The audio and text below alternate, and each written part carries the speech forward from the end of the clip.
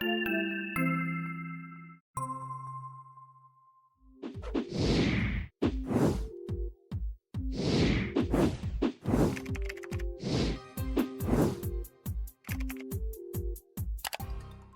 back. Richard, it's good to see you this morning. Good morning. Happy whatever day it is. Mid-March. We're in As the we Oh yeah, Ides of March, right? That's right. I We forgot about the um, Ides of March, right? Ides of March, St. Patrick's Day, Palm Sunday, Easter Sunday, all that's happening in March yet. that's right. So plenty to do. Absolutely.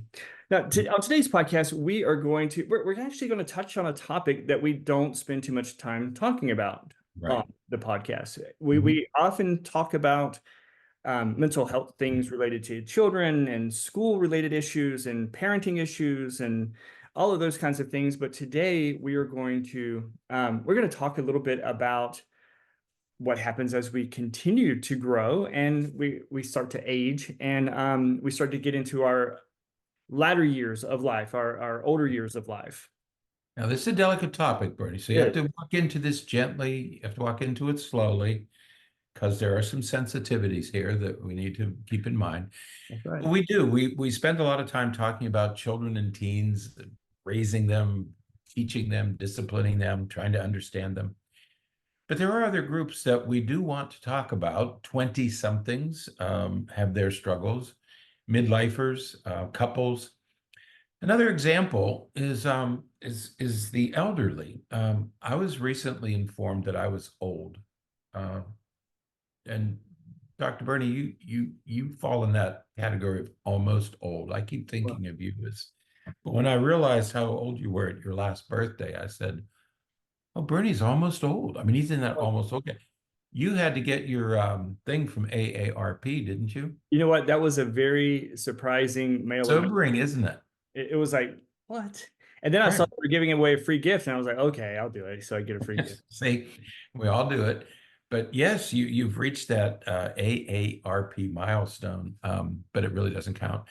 But this certainly was an epiphany for me. I mean, it was a personal awakening. Being told that I was old,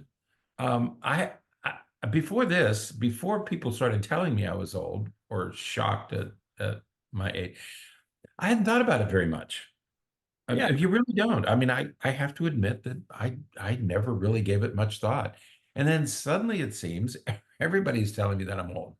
So it must be true, right? must be. Um, but that it's a very sudden, there's no introduction, there's no easing into it, there isn't any transition. It's just like you're this person for a very long time. You define yourself a certain way, and suddenly you're different. There's some kind of difference. And when you get to old, and old is a place, I didn't realize old's a place. I didn't even feel like me anymore. I felt for the first time in my life, I felt different. And I'm not sure how to explain that, but if other listeners have an explanation for that, I'd be happy to hear about it. It Yeah. just I felt that I was a different person. Yeah. And before we spend too much time there, I said, well, first of all, let's talk about what does it mean? What is old? What do we mean by the elder? What is old? Right. 65 is a good place to start. 65, 50 is a good place for start because that's where you get your AARP card, right? Right. So you Right. join this group that you had never belonged to before, and certainly not something you want to volunteer for, but you get your AARP card. Then the next milestone is 65, because 65 is typically when people think about retirement. It's when Social Security begins, it's when Medicare begins. So there are a lot of milestones that occur when you're 65. But 65 is an arbitrary number. Right. It's like I'm 16 and I'm ready to drive. Well, maybe you're ready to drive. I'm 21 and I'm ready to, well, maybe you are. Um, so numbers are arbitrary. What does it mean to be 50 or 40 or 30? Yeah. Um, Old is what others tell you you are. I have found that others told me when I was old, and it's what you tell yourself. Well, I think that I'm old now. yeah, but I think that like you said, it kind of you just arrive there and it sneaks up on you. I think that that is very often the case when generally speaking, you're physically healthy, you're fit, and you can get around, and you're exercising, and you're taking care of yourself for the most part. Your your body feels, in your mind at least, your body feels the same way that it always has felt, because Right. everything works and everything's doing what it's supposed to do and everything's great. But yeah, and then all of a sudden, you arrive at a number, and that number means something. And I think, again, unless you have some physical ailments or some physical limitations, it is a bit of it just makes you pause a little bit, because it's like, oh, how did we get here? Um, and I didn't know that I was here. right, right. And Right. then all of a sudden now, people see you, or you are being referred to in this way, whether you feel that way or not. Well, and and you realize that everybody's younger than you. Right. Suddenly you look back and say, there aren't a lot of people older than me around. Yeah. Well, my But there are a lot favorite is of, when you hire someone and you realize that they were born after you graduated from high school. That's interesting. or or your doctor is younger than your children. So there's all these sobering moments about arriving at old. And it is a shock I think it's probably a shock for everybody, because you're right. You walk the same, you talk the same, you go to the same job. Everything about your life is really the same, but Mhm. suddenly people are saying you're old, you're in a different category now. You Right. know, suddenly you find yourself in a new demographic, Mhm. and it comes as a bit of a shock to Yeah. people. So it got me thinking, and then I ran into this article because um, though we remain interested in lots of groups of people, I've suddenly become interested in the elderly, and I ran into this article, and it struck me because the title of the article is "Do We Simply Not Care About Old People?" And I thought, well, I need to take a look at that, and read through it, and I said, well, this kind of they make some interesting points there. Okay. Right. Yeah. And, she starts out by talking about how COVID was a wake up. Because if you remember, and we just passed, by the way, the fourth year That's anniversary, right. 4-year anniversary. Right. Uh-huh. the big shutdown of everything with Right. COVID. But one of the first things that we learned was that the population that we were concerned the most with, as it relates to susceptibility to COVID, and certainly COVID deaths, was the elderly. And about 75% or so of the deaths associated with COVID were the elderly, about 900,000 or so. Right. For That's people who were huge. dealing with the elderly, for people who were involved, like teachers and physicians and people involved in elder care, they realized that. They knew that this was ravaging. COVID went through the elderly. Mhm. We know that COVID was much more, the higher rates of morbidity with the elderly, with people who had pre-existing conditions and people who had compromised immune systems. But it just was truly a plague-like Mhm. uh, event for the elderly. 3 of every 4 deaths with COVID occurred in the elderly. I mean, many of us lost relatives and patients, elderly grandparents and aunts and uncles. And you remember the nursing home chaos. You Right. remember that people couldn't get into nursing homes and people were isolated.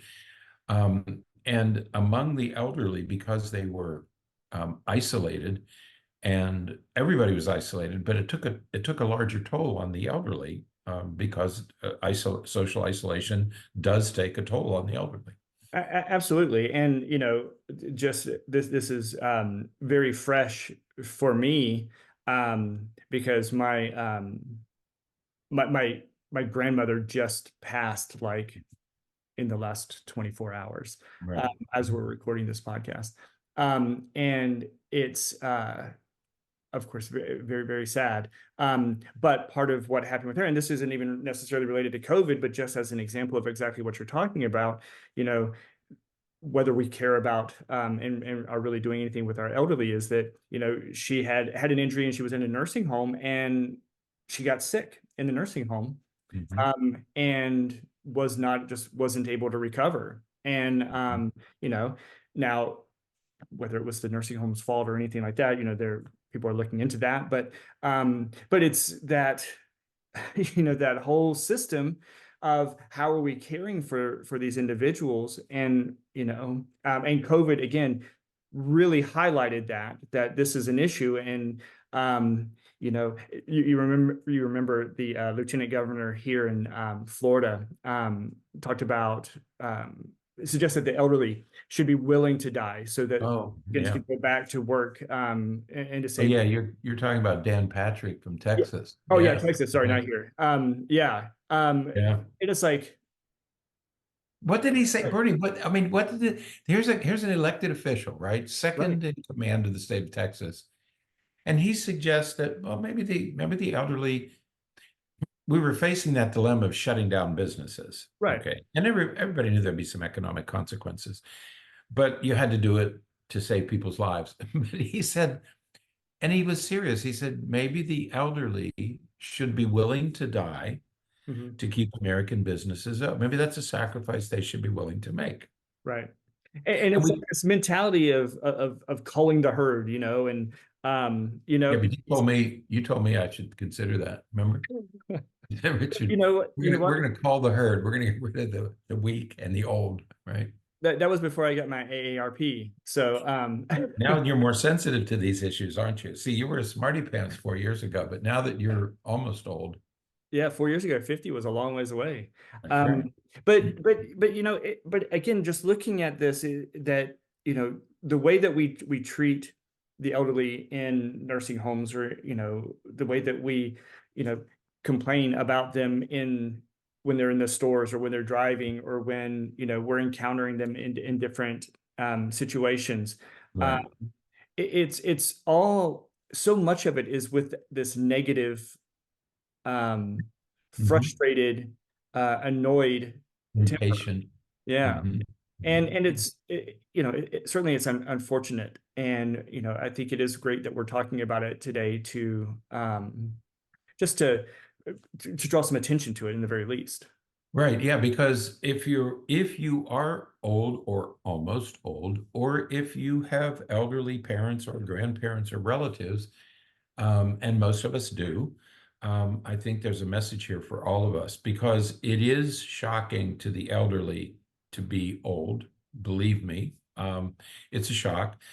And we don't value the elderly. We don't value the old. We value youth and beauty and productivity and work and athleticism.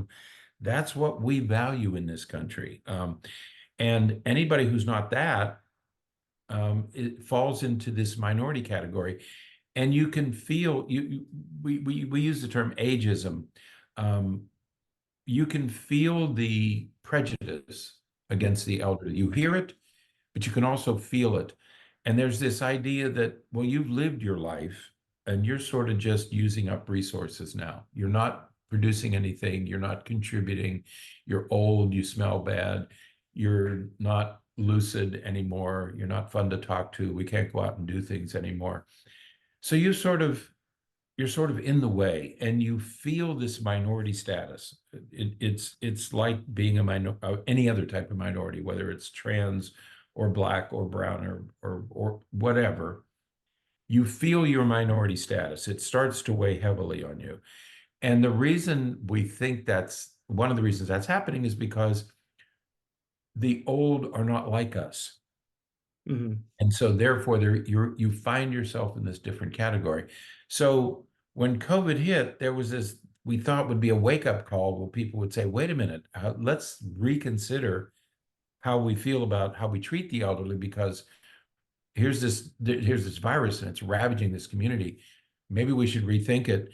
And people said, well, this should have been a wake-up call, but the problem is nobody answered the call. In Right. fact, it didn't change anything.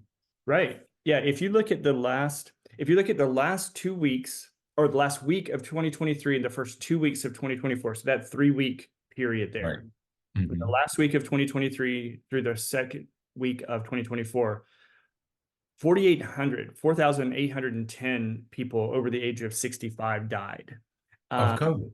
of COVID Right. in Yeah. those 3 weeks.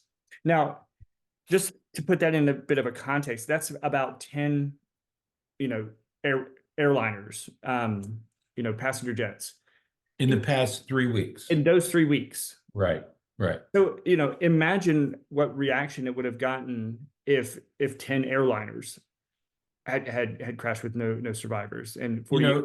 If you're listening to the news recently, every day you hear about a wheel falling off an airplane, a panel falling off an airplane, a window, Yeah, an airline. Those are just mechanical failures. They're not crashes where everybody on board was killed. But imagine the uproar if 10 airliners crashed and killed 4,800 people in a 3-week period.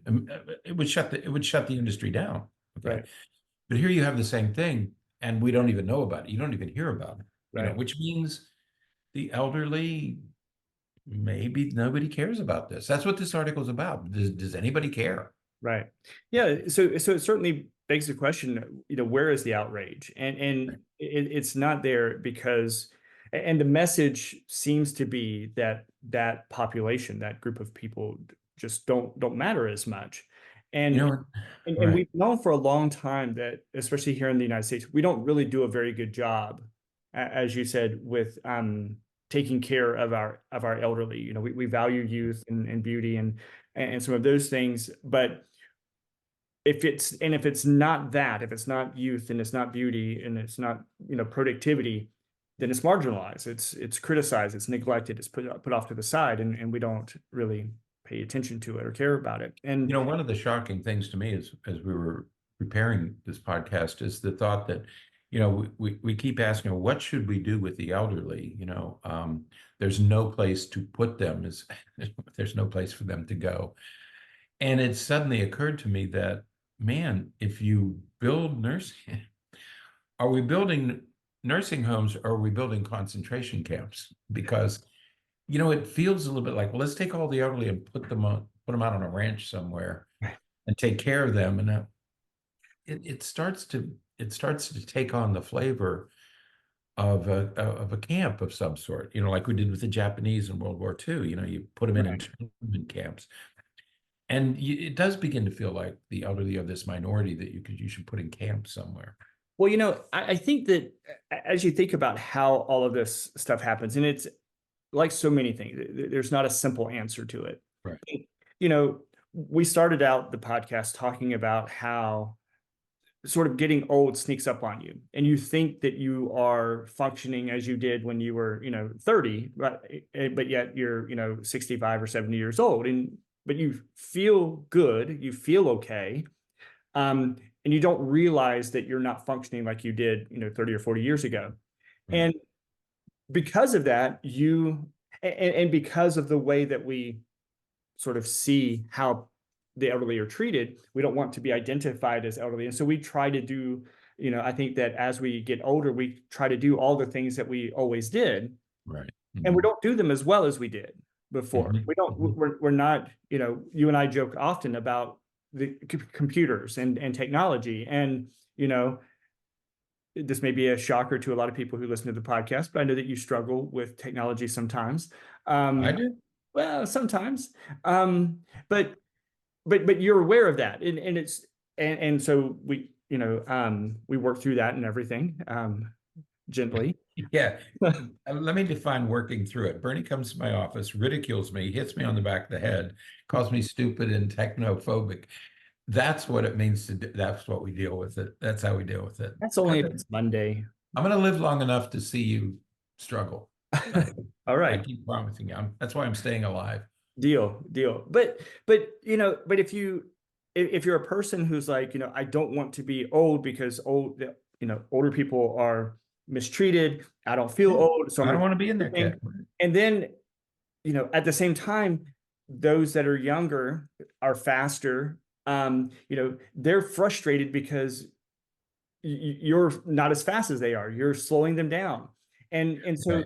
It's like this cycle of this catch-22 of you don't want to admit that you're old, so you keep trying to do all the things that you've always done, and you're not doing it as well, which is frustrating the people who are behind you and trying to get their stuff Put done. on the fly, right? So Mhm. they ridicule you for being older, but you don't want to be older. So you keep trying to prove that you're not older by doing all the things and refusing to give up your license, or you keep, you're refusing to acknowledge that you're having a hard time. And so it's this endless cycle that just feeds itself. Right, right. Yep. And there's this notion that the elderly are somehow it's two things. It's one is you're a definable minority. Right. And that was the most striking thing to me. It's the first time in my life that I've ever felt the prejudice of being in a minority class, Mhm. okay, of a class. And I think that was part of my shock is that I was suddenly put there. I didn't volunteer. I was put there by my culture, by society, because that's how we think of this stuff. And you have this acute awareness of it. The other thing is you begin to and I think many of these thoughts are captured because what this author did is she interviewed some people, elderly people who are still working in the field of gerontology. And so that's what I found interesting about this. So there's this guy, Aikenbaum, 76 years old, at Texas Medical Center in Houston. And he made this point that I made a little while ago. We care about protecting ourselves, our children, my family, but I don't care about anybody else. I'm not going to take care. I will take care of my grandparents. I will take care of my parents. I don't care about the elderly. Okay. And so as a culture, we will take care of our own, but we don't care about everybody else. Okay. And there is this notion of a zero-sum game that there are only so many resources Right. and the elderly are a waste of resources. That why do we pour all this? Because they're only going to die soon anyway. Right. So why should we put a lot of resources? And there is this social um, this thing woven into our social fabric that the elderly are on their way out anyway. So why should we spend a lot of money taking care of them? Right. Well, and you think about, what are some of the big things that are discussed politically, Social Security and things like that. And, and that's a huge issue right now because as the baby boomers, that huge population of people are Right, approaching, retirement or, well into retirement. Now you have all of these people pulling on that system. And so, right, yeah, you're absolutely right. I think that it's seen as a drain, and people create, sort of develop some forms of resentment and frustration that here's this population, this group of people who are pulling on all these resources that aren't may not be available for me or for anyone else later on. That's right. sort of the way That's that right. it's proposed and seen. Yeah. Yeah, it At a just time feeds that when frustration. Right. At a time when, I mean, what these articles point out is we should be doing more for the elderly because they are a neglected minority. We should be doing more. So every time I hear politicians say, well, we have to cut social programs, we have to cut Social Security, we have to cut Medicare, these are the very programs that make life livable for the elderly, for the people with handicapping conditions. And so when politicians talk about cutting them, I think of Dan Patrick saying, well, it's more important to keep the economy running than it is for these people to survive. Well, these people are us. That's the harsh reality is these are our grandparents, our parents, our relatives. It's not like there's some strange group from outer space. These are us. When we talk about cutting programs, social programs, we're talking about taking even more from people who need it. So when you reach this age, you suddenly become acutely aware of what tax cuts and reducing spending on social programs really how it translates into your life. Absolutely, because as you said a moment ago, she has multiple quotes in this article, and a lot of them, the recurring theme is that we love those that we know, our Right, family and those, but everyone else, we don't really look at them the same way. It's like, well, that's those people. And so it's an us against them. And we're okay with taking the resources or using the resources for those we care about, but not for other people. Everyone else, forget them. Why do they're just a drain. And I think that it won't be until we, that cycle that I was talking about a minute ago. I think that we have to find some way to sort of break that cycle. Uh, Right.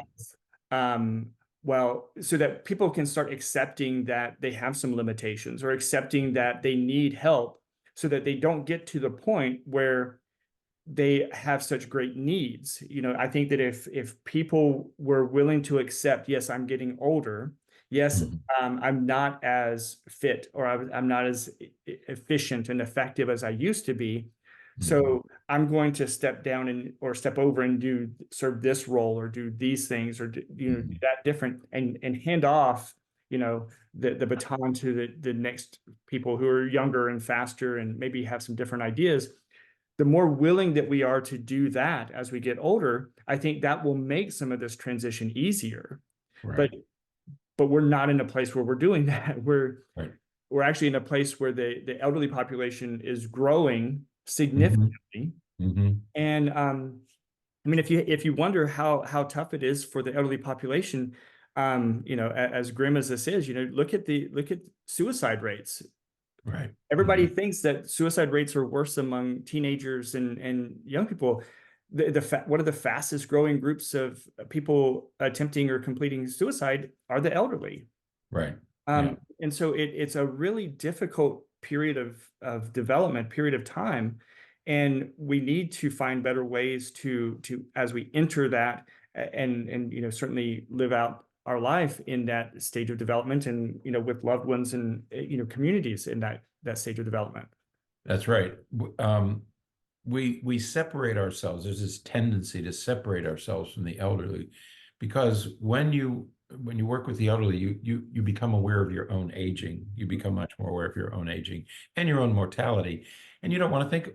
We don't want to think about that. We all have a fear of death, and we don't want to think about our own death. And so we kind of separate ourselves from this group that we call the elderly. And there's a great article from the National Academy, called Global Roadmap for Healthy Longevity. And what they argue in that article is that the elderly, older people, are a resource that we're underutilizing. Um, they make, especially the baby boom generation, financial support, caregiving assistance, volunteering, Mhm. participating in the workforce. Um, and the idea here is that if the elderly thrive, everybody thrives. Right. Everybody benefits from them. And there are many, many contributions that they can make. But in a culture that values youth and vigor and beauty and athleticism, anybody who's not that gets pushed into these other categories. Right. So the elderly we tend to see them as a drain, like you're not doing anything, you're not contributing, so why should we take care of you because you're not contributing? Well, they can and they do contribute. Right. There are people in their 60s, 70s, 80s, and 90s who continue to contribute in all ways to the culture, to the Commonwealth. And we need to shift our emphasis from this idea that you're using up valuable resources to you are a resource, Right. and we should be taking advantage of that. Yeah. I think is fascinating, and I didn't think about it until you were just outlining that. And that is, we can, and we have, and we will continue to say the same thing about just about every group. You know, Yeah, yeah. um, everyone, and it's something I think that we don't do a really good job of in general in our culture, and that is recognize the value and importance of everyone. You know, we find reasons to separate and split groups. This is a political year, and so we're splitting, in Yeah. very, very discrete ways. Right and left. We separate because of age, we separate because of gender and race, and we Mhm. find all these reasons to divide, and we have such a hard time recognizing that everyone has something to contribute.